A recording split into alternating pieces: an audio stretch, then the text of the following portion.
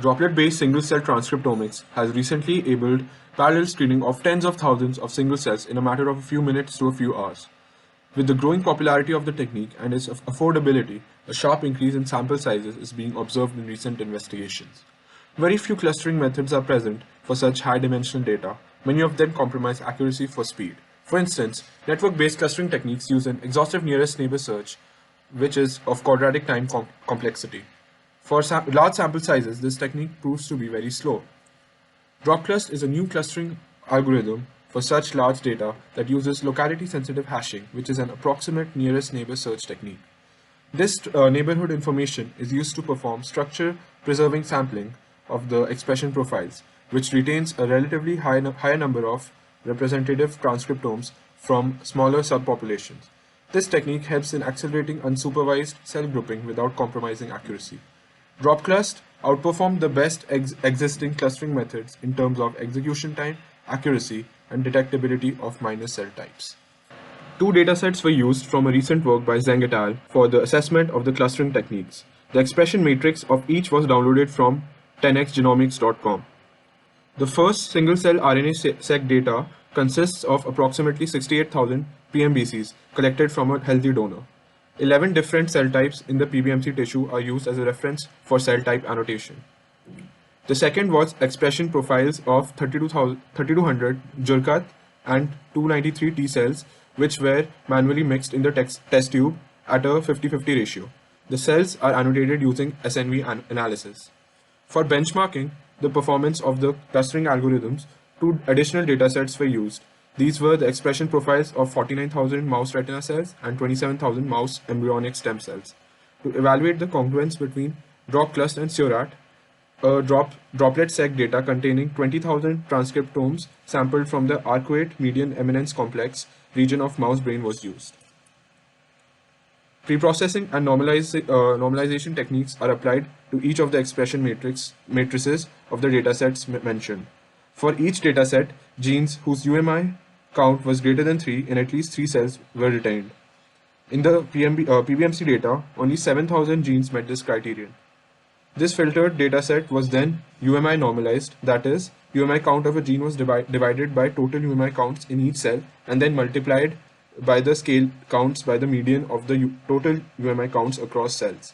Further, 1,000 most variable genes were selected based on their relative dispersion, with respect to the expected dispersion across genes with similar average expression. After this, the normalized expression matrix with the selected genes was log2 transformed after adding 1 as a pseudo count. Now we are going to talk about local sensitive hashing. It's a randomized algorithm which is used to find approximate neighbors of the clusters. Being randomized, it's computationally fast, but it's not really exact. So by that I mean that it kind of gives us similar transcripts in the region in the 3D space, but we cannot ensure identical transcripts. So for each of the transcripts, we are going to generate a k-bit hash code and insert that hash code in kind of a hash table. If there is a collision between two transcripts, then it would kind of mean that it's a similar transcript. So in case of a collision, we kind of need to compare it with a strict algorithm so that we are sure that yeah, they are really transcripts and not false positives. So we can miss near duplicates as well. So for example, in this region, this left diagram represents a collision, but as you can see, we are repeating this algorithm. Suppose that there are two transcripts G2 and T5, so we are generating multiple hash tables here, and we can see that there's only a hit in the middle scenario. So by this we can ensure that yeah, there's a like greater homology between the two transcripts. So I'll kind of give you an algorithm intuition. Suppose that there are four transcripts A, B, C, and D which are represented in a 3D space, 3D hypersphere here. And suppose we make a hyperplane which passes through the origin. This hyperplane's coordinates are completely random. So by this randomization, we are able to see that we can label one region as positive while the other is negative. The positive is represented by 1 while the negative is represented by 0. So by this 1 and 0, we are able to set the first bit of the hash code. We repeat this algorithm multiple times. So suppose there's a perpendicular drawn here, perpendicular hyperplane drawn here. So the second bit would be set as 1 for the right side, while the other side is set as 0. We repeat this multiple times, and ultimately we generate proximate regions which are able to tell us that yes, these are correct approximations. So since the hyperplanes are completely random, what about false positives? So for example, in the case where we perpendicularly cut here, A and B are false positives because although they lie on the same right region, but they are not correct. So we are going to ensure this by a more strict algorithm. So this problem is solved there, but other problem is how to handle false negatives. For example, again, when we cut a hyperplane perpendicularly, what about B and D? They are kind of similar, but they are not similar as per the algorithm. So since we are going to repeat this algorithm multiple times, this situation is kind of handled in a randomized algorithm, and ultimately after multiple steps we are able to achieve collisions between B and D. Hence the near duplicates are verified.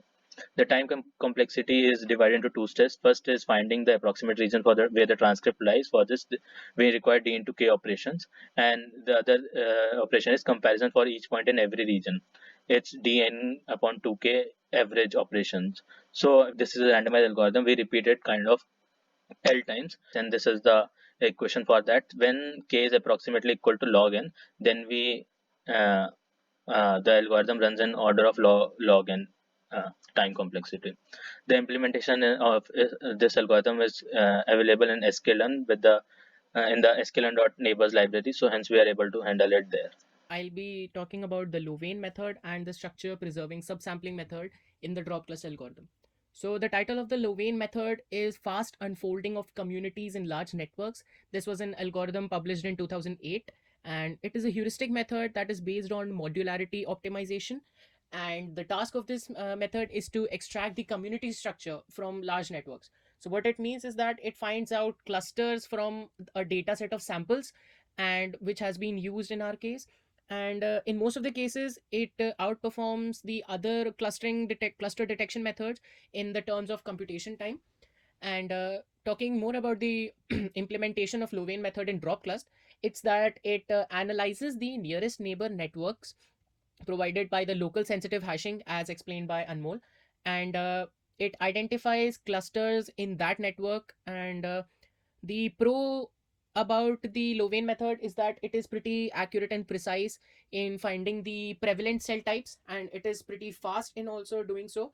But the problem faced with the Louvain method is that it is not able to precisely identify the finer subpopulations among these large clusters.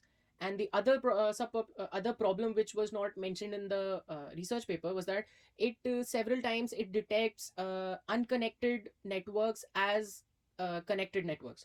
So there was this algorithm Leiden which addresses this issue and provides an algorithm better than Louvain method in the case of detecting accurate connected networks or clusters in large network database. So that is that. And due to so authors identified the issue of finer subpopulation, a problem of less precise finer subpopulations among large populations. Therefore they chose the Louvain clusters as a point of reference for further downsampling of the transcriptomes. So this is what the Louvain clusters look like. So each dot here represents a single cell profile, and each color code here represents a cell type or a cluster. So the Louvain method has a Python library named community, which implements this Louvain method as described in the Fast Unfolding of Communities in Large Networks publication. And this library is what we can use at the time of implementation of this algorithm in Python. So this is the Leiden algorithm I was talking about, which addresses the issue of false detection of communities in by the Louvain method. So this is something we would be looking further more upon at the time of implementation, but this is just here just to let you guys know. Yeah. So structure preserving sampling of transcriptomes, it is the section which focuses on sampling the data from high dimensional genomics data. And what we want in this section is that to choose a higher fraction of samples from smaller clusters and a lower fraction relatively of samples from larger clusters. So for that case, the authors have formulated this formula, this exponential formula, where SI is the cluster size, K is the scaling factor, PI is the proportion of cells to be sampled from the cluster which is being analyzed, and PL and PU are the lower and upper bounds for the proportion values.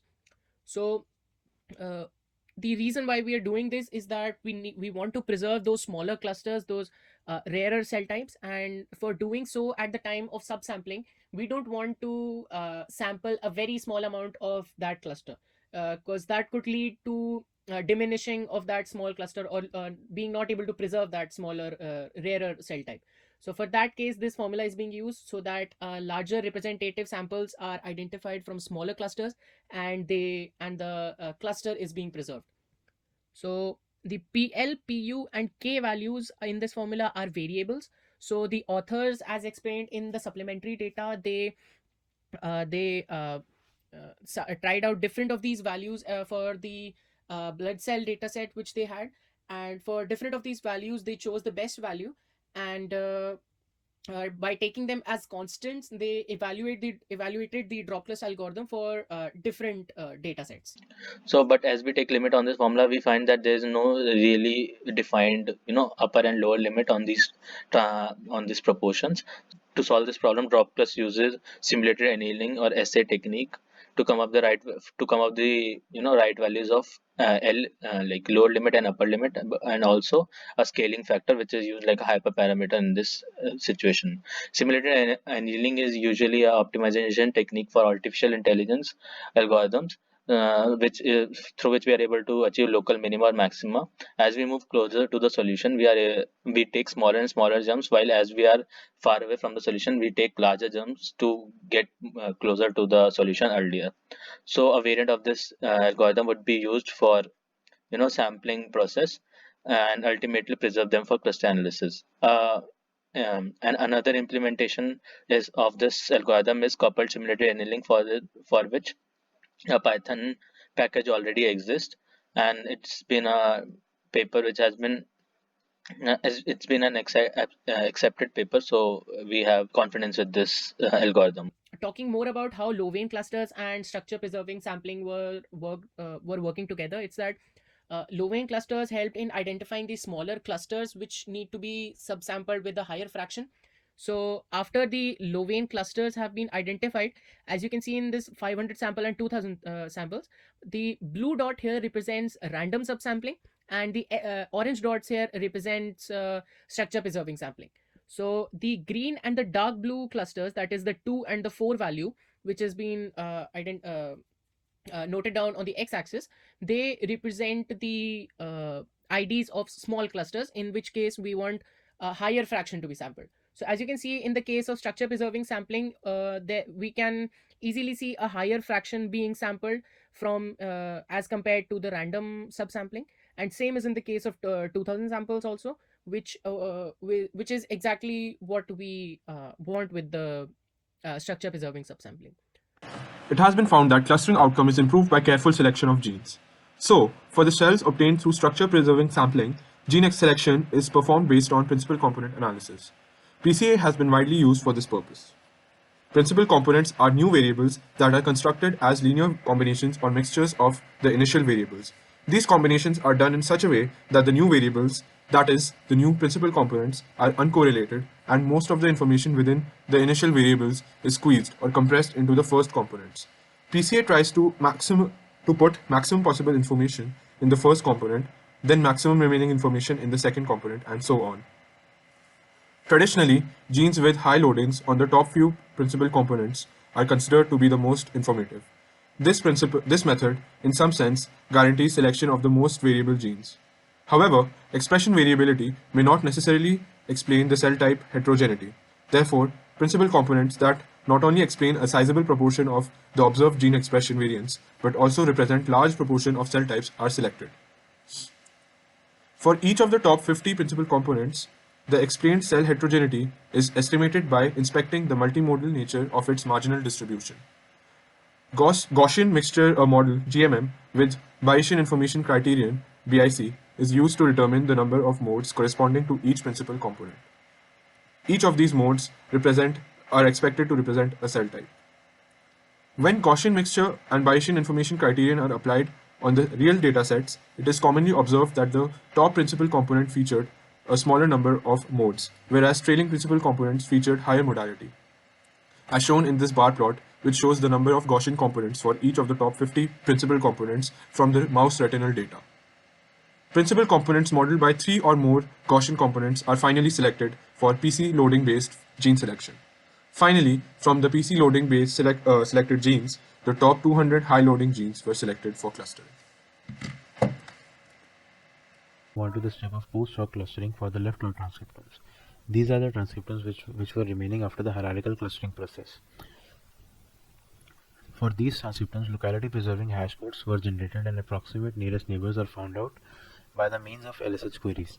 The unallocated transcriptomes are then assigned the cluster of origin, for which most number of cells or similar cells, or in this case called the representatives, are in the corresponding set of k nearest neighbors. The value of k for this process was set out to be 5. We now move on to the step of 2D embedding of transcriptomes after the post-hoc clustering. The 2D embedding step was carried out in the form of 2 stages, where the first stage was applying T-SNE algorithm to the top 200 PC selected genes. These genes were selected in the step of hierarchical clustering. The second stage for the 2D embedding process, where the remaining transcriptomes are allocated positions in the 2D map generated in the step 1 if they're on the 2D embedding process. We use the set of k nearest neighbors from the post-hoc clustering. The coordinates are obtained by averaging the T-SNE coordinate values of the nearest neighbors belonging to the cluster of origin. The cluster of origin was the one we calculated in the post-hoc clustering step. We now move on to the differential expression of genes.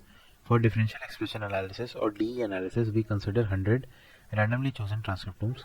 These transcriptomes followed 2 fundamental conditions, that is, the gene count was greater than 3 and these were present in at least 0.5% of the cells. DE analysis tool nodes was used for the analysis, where we set the cutoff value equal to 0.05 for the false discovery rate detection and the fold change value was set out to be 1.2. Upregulated genes which were found in a specific cluster with respect to all other clusters are named as the cell type specific gene. We now move on to the simulation of rare cell population. We use the dataset of 2 cell types, namely Zurkut and 293 T cells. We treated both cell types as rare in separate simulations, and the cell type for each transcriptome was determined by means of SNV analysis. To remove the bias, simulated datasets were created where the proportion for each of the cell type was varied, and these variations were among 1, 2.5, 5 and 10%. For each of the cell type, we created 10 datasets, making the total number of datasets to be 20 in total. For the analysis, we used F1 score for detecting the rare cell cluster. The formula for F1 score is the following. We define the value of precision as the ratio between the total number of rare cells for the predicted cell type, for the predicted rare cell group, and the total number of cells in the predicted rare cell group. Similarly, the value of recall can be defined as the ratio between the total number of rare cells in the predicted rare cell cluster and the total number of known rare cells. We now move on to the results section. After applying Dropclust in a collection of 68K human peripheral blood mononuclear cells, or PBMC for short, we defined the concordance between the cluster assignment and the cell type annotation to be measured by the means of adjusted rand index, or ARI. For the ARI values, Dropclust maximized the computation. Differential analysis was carried out for each pair of clusters to identify the cell type for each of the subpopulation. The identification of all major lymphoid and myeloid subpopulation, including a number of minor subtypes, was successfully completed. The computation time for Dropclust was found out to be the least when compared to the other 2 competitive methods.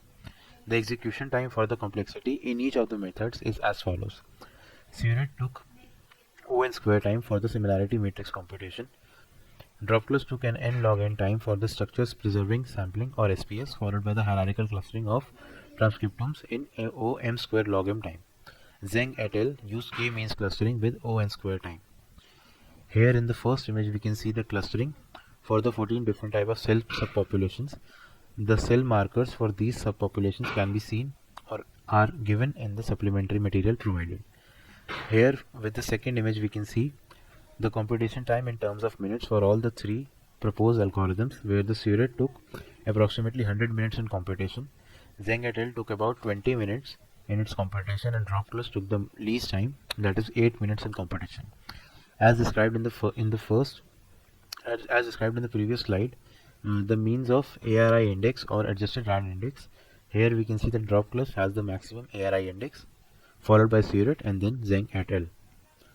We then move on to the identification of rare cell subpopulation as defined earlier. We used a collection of nearly 3200 scRNA seq profiles of Zircot and 293 T cells.